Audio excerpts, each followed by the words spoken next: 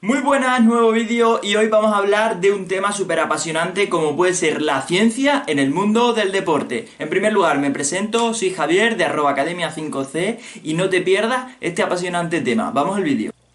Bueno, se están celebrando estos días los Juegos Olímpicos de Tokio 2020 y la verdad es que estamos viendo 2 semanas de apasionante deporte. Pero es que además hay mucha ciencia, hay mucha tecnología, hay mucho ecologismo detrás de estos Juegos Olímpicos. Y seguramente si no se hubieran aplazado por el tema de la pandemia, seguramente hubiéramos visto mucha más tecnología y mucha mayor exposición tecnológica del país nipón. Y es que al aplazar en los Juegos Olímpicos de 2020 a 2021, digamos que el efecto de la pandemia ha apaciguado un poco la exposición tecnológica que iba a ejercer el país nipón en esta ocasión por los Juegos Olímpicos. Uno de los países más avanzados tecnológicamente, una potencia económica y tecnológica, que es verdad que estamos viendo muchas cosas de tecnología en estos juegos, pero en mi opinión se ha tapado un poco con el tema de la pandemia. Bueno, uno de los temas más, digamos, científicos de los Juegos Olímpicos es el de los datos, el de algunos números curiosos. Voy a empezar, pues eso, con algunas curiosidades. El primero de ellos, que son los primeros Juegos Olímpicos que se celebran en año impar. Digamos que Tokio 2020, al haberse aplazado al año 2021, aunque mantenga la denominación, pues es el primer año que se celebra en impar. Y es que, como se celebra cada 4 años, pues siempre ha caído en año par. Sin embargo, no ocurre lo mismo con el año bisiesto. No es la primera vez que se celebra en un año no bisiesto, el 2021, puesto que ya ha habido otra edición celebrada en año no bisiesto. ¿Qué edición era esta? Pues la de París 1900. Y aunque digáis, pero Javier, los años bisiestos no son cada 4 años, pues la realidad, la respuesta es que no. ¿Por qué? Porque los Juegos Olímpicos se celebran cada 4 años. Los años bisiestos son cada 4 años, pero con excepciones. Cada 100 años tenemos año no bisiesto, o sea, volvemos a tener un año normal, pero luego otra vez cada 400 años sí vuelve a ser bisiesto, ¿no? O sea, tenemos una excepción de la regla de la excepción. Entonces, los múltiplos de 100 no son bisiestos, los múltiplos de 400 sí son bisiestos. Así, el año 1900 no fue bisiesto y el año 2000 sí lo es. Y luego el resto de Juegos Olímpicos se han celebrado en múltiplos de 4, que no son múltiplos de 100, y eso sí han sido en años bisiestos. Así que tenemos París 1900 y Tokio 2020 celebrado en 2021, que se han celebrado en años no bisiesto. Un poco lioso, pero bueno, ya sabéis, 1900, 2100 tampoco será bisiesto, 2200, 2300 y sin embargo 2400 sí será bisiesto, aunque nosotros pues no lo veamos. La segunda curiosidad científica que vamos a ver en este vídeo pues tiene que ver también con los datos, con los números, con las matemáticas. Son temas que tocamos mucho en este canal, un canal muy de datos, muy de números, y es que la predicción, el análisis de datos, el análisis predictivo son algunas de las herramientas matemáticas que tienen los deportistas, los entrenadores y toda la gente que está alrededor del mundo del deporte para darle el mayor rendimiento especialmente a los deportistas, pero no solo los deportistas, sino toda la cantidad de gente alrededor del mundo del deporte. ¿A qué me refiero? Pues que existen software de análisis de estadísticas, por supuesto, pero también de análisis de rivales, de scouting de rivales. Entonces eso permite tanto a los deportistas como a los entrenadores obtener la máxima información posible, pues eso, acerca de sus rivales, acerca de sus competiciones, qué marcas tengo que tener para llegar a la final, para clasificarme, para llegar a medalla, para ganar, para perder, etcétera, ¿no? Todo esto. También hay entrenadores o federaciones que tienen software de realidad virtual que lo que hacen es simular competiciones o simular distintos estadios, canchas, pistas o distintos escenarios en los que se realizan los eventos deportivos. Y es que también dice la ciencia que cuando tú conoces una pista, una cancha, es decir, cuando juegas en casa en un sitio que tú conoces, tienes un rendimiento deportivo mayor normalmente, ¿vale? Hay gente que le pasa lo contrario por tener mayor estrés, mayor ansiedad, dependiendo de cómo lo manejes psicológicamente, pero sí es verdad que hay estudios que dicen que entrenar, que competir en un sitio que tú conoces normalmente da mejores resultados. Entonces, pues existen software que lo que hacen es simular distintos estadios, distintas pistas donde se van a desarrollar las competiciones para, digamos que el deportista tenga la mayor cantidad de información posible, ¿no? Es decir, que cuando se enfrente realmente a la competición ya conozca más o menos el sitio en el que va a competir. Y no solo los deportistas o los equipos deportivos se aprovechan de los datos para obtener la máxima información posible, sino también, por ejemplo, consultoras tecnológicas que predicen resultados deportivos, que predicen quién va a ganar tal competición, quién va a quedar segundo, etcétera.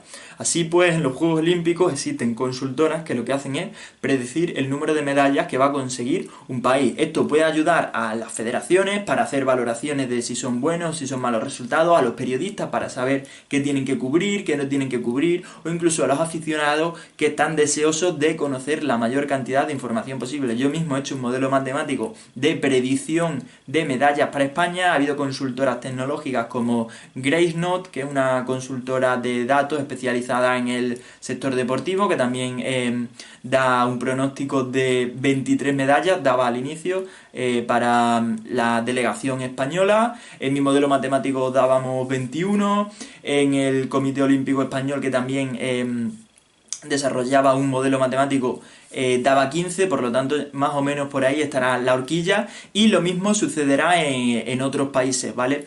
Además, digamos que las televisiones también tienen que hacer análisis de datos y análisis predictivo para ver qué competiciones van a tener mayor seguimiento por parte de los aficionados, qué horario nos interesa, digamos que tener cubiertos, etcétera, ¿no? Para organizar las televisiones, puesto que ya sabéis que ahí son muchos eventos que se desarrollan al mismo tiempo y tienen que tomar decisiones muy rápido, entonces tienen que tener estudios realizados de antemano para tomar las mejores decisiones posibles en el menor tiempo posible. Sobre todo, pues eso, en el tema de qué emito y a qué hora lo emito. Hay muchas competiciones que además no solo se retransmiten en directo, sino que además también se emiten en diferido. Y los periodistas también tienen que funcionar, digamos que prediciendo un poco qué puede ocurrir, pues sobre todo para dónde mando mis periodistas o qué evento cubrir, puesto que ahí digamos que vas a tener medios limitados y muchos eventos que retransmitir al mismo tiempo. La tercera curiosidad científica que vamos a ver en este vídeo acerca de los Juegos Olímpicos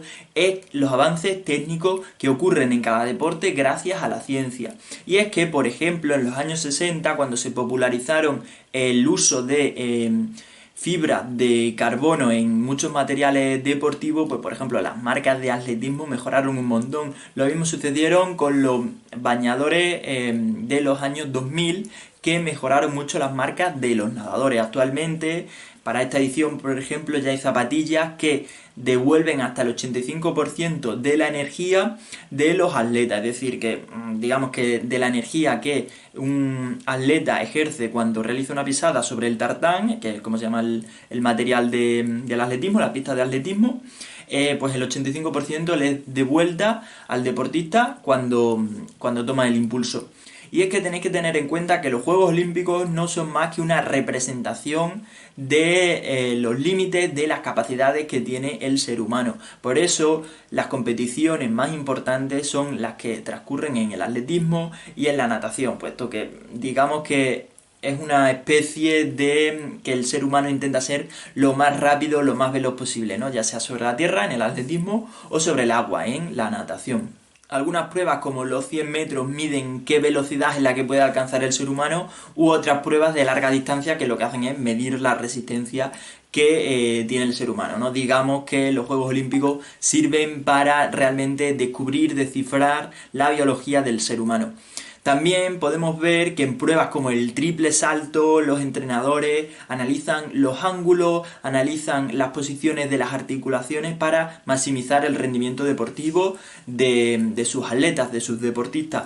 Esto también sucede, por ejemplo, en la natación, ¿no? Donde se estudia los ángulos con los que los brazos llegan al agua para maximizar, pues eso, la cantidad de agua que puede recorrer en el menor tiempo posible, ¿no? Digamos que para tener el mayor rendimiento. rendimiento posible y todas las pruebas alrededor, ¿no? Digamos que hay muchos deportes donde las posiciones del cuerpo pues realmente es lo que mide el tener mayor eficacia o no. Esto lo podemos ver en el tenis, donde los entrenadores te dicen cómo tienes que poner los brazos, cómo tienes que poner las piernas, etcétera, o en cualquier otro deporte. La cuarta curiosidad científica que vamos a ver hoy es la tecnología que está presente en los Juegos Olímpicos. Como ya hemos dicho, Japón es una potencia tecnológicamente hablando. Y fijaos que ya en su primera edición que celebró los Juegos Olímpicos, que fue en el año 1964, ya se produjeron avances tecnológicos importantes. Y ya que fue la primera edición de este evento deportivo que se pudo retransmitir en televisión en directo, con lo que pudo llegar pues a otro continente, ¿no? Como puede ser a Europa o como puede ser a América. También empezaron las cámaras lentas dentro del deporte. Así que desde entonces no solo podemos seguir a los deportistas en directo, sino que además pues podemos ver esas cámaras lentas que luego nos ayudan a ver qué es lo que ha pasado, ¿no? en una acción deportiva. La ciencia también está detrás de las medidas de marca y sobre todo la universalización tanto de los aparatos como de las unidades de medida que se emplean, pues ya sabéis, en todos estos deportes que van a través de marcas, ¿no? Como puede ser el atletismo o la natación. Gracias a los avances científicos, pues hemos podido, digamos que, tener el consenso necesario para que todo se mida en las mismas unidades y para que la forma de medir sea homogénea en todo el planeta, con lo cual te puedes garantizar que los procesos de clasificación y que las competiciones deportivas pues sean ecuánimes, ¿no? Para todos los deportistas, es decir, que participen, que practiquen ese deporte de una forma pues justa y sobre todo que todo el mundo entienda, ¿no? Cómo se desarrolla ese deporte. Y luego, si os fijáis, hay algunas retransmisiones deportivas que la verdad que es que molan un montón. En plan, que haya deportes en los que te estén dando las condiciones de viento, las condiciones de temperatura, las condiciones de humedad, incluso en competiciones deportivas donde digamos que la retransmisión televisiva es mucho más espectacular que el visualizarlo en directo, pues porque, por ejemplo, en las competiciones de vela que trazan líneas paralelas o los mismos fuera de juegos del fútbol, que tú puedes ver realmente quién está delante, ¿no? Pues fijaos que dos barcos que estén a 100 o 200 metros de distancia, que al trazar líneas paralelas ya se vea perfectamente quién está primero, pues la verdad es que es una cosa pues sinceramente que bastante buena, ¿no? Y sobre todo que el espectador lo pueda disfrutar. Y ahora mismo pues lo podemos ver también mucho con todo el tema de las decisiones arbitrales, no solo los VAR de fútbol, sino que ahora mismo en cualquier deporte el árbitro puede volver a ver la competición deportiva y tomar una decisión, sobre todo para lo que decíamos antes, ¿no? Que al final los deportes pues transcurran de forma justa, ¿no? Y también vamos a hablar de antorchas, de ecologismo, de algunas curiosidades de estos Juegos Olímpicos de Tokio. Y es que la antorcha, ya sabéis que antes de los Juegos Olímpicos se traslada desde Grecia hasta la ciudad donde se celebran los Juegos Olímpicos, pero hay algunas veces que ha transcurrido por sitios que casi que insospechados. Ha habido antorchas que han ido por el espacio, que han ido al Polo Norte, que han ido a la Antártida, que han ido bajo el mar. Digamos que gracias a la ciencia pues han ocurrido sucesos, pues la verdad que espectaculares, ¿no? Uno de ellos, y a mí el que más me gusta, fue el de Montreal 1976, donde a tan solo 2 días de la inauguración de los Juegos Olímpicos se transportó la antorcha desde Grecia hasta Canadá. Y fijaos cómo lo hizo. La antorcha, digamos que se obtuvieron partículas ionizadas a partir de la llama, se codificó en forma de impulsos eléctricos, fue enviado a partir de esos impulsos eléctricos a Canadá gracias a un satélite.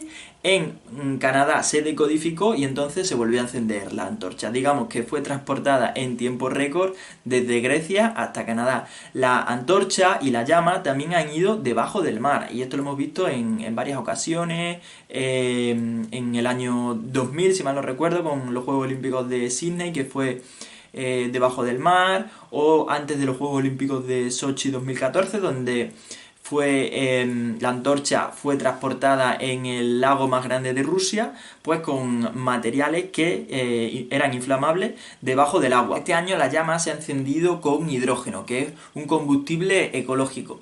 También son ecológicos, por ejemplo, los podios que se han obtenido a partir de plásticos reciclados del mar, o incluso las medallas que también se han obtenido a partir de dispositivos electrónicos. Se han reciclado toneladas y toneladas de productos electrónicos con las que se han obtenido las medallas de oro, de plata y de bronce. De la misma manera tenemos la antorcha, que se fabrica siempre a partir de aluminio para que no salga ardiendo, y además para que la llama y la antorcha soporten vientos, soporten también lluvias de cierta magnitud, pues para que la llama no se apague, ¿no?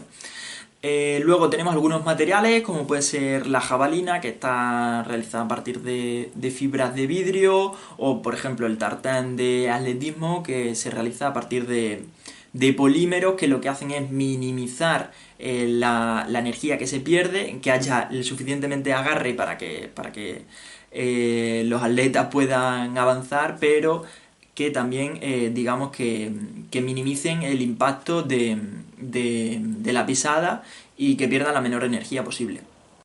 Tenemos también muchos materiales plásticos, como pueden ser los tatamis de judo, de taekwondo, etc. Tenemos las zapatillas, que normalmente suelen ser lo más ligeras posible para perder la mínima energía posible. Tenemos también que los nadadores, por ejemplo, se depilan para que el efecto de la resistencia sea muy poco y así poder nadar más rápido, etc. Y aquí fijaos que unas milésimas aquí marcan la diferencia entre la victoria o la derrota. Así que la ciencia y la tecnología tienen que estar presentes para maximizar los rendimientos deportivos de todos estos atletas. Bueno, la verdad es que hay mucha ciencia y hay mucha tecnología en el mundo del deporte, y los avances que nos quedan, los avances que van a venir en el futuro, que supongo que vendrán también en los materiales, en las retransmisiones televisivas, en los datos. Seguro que la inteligencia artificial también tendrá mucho que ver en avances deportivos. No sé qué pensáis de todo esto. Si tenéis alguna curiosidad más que vosotros conozcáis y la queréis dejar por aquí en los comentarios, pues la verdad que os lo agradecería muchísimo. Espero que os haya gustado este vídeo, suscribíos al canal, que ya somos 2000, muchas gracias por vuestro apoyo, y si tenéis cualquier duda la dejáis en los comentarios, dadle like y suscribíos al vídeo para seguir apoyando. Nos vemos en próximos vídeos, chao.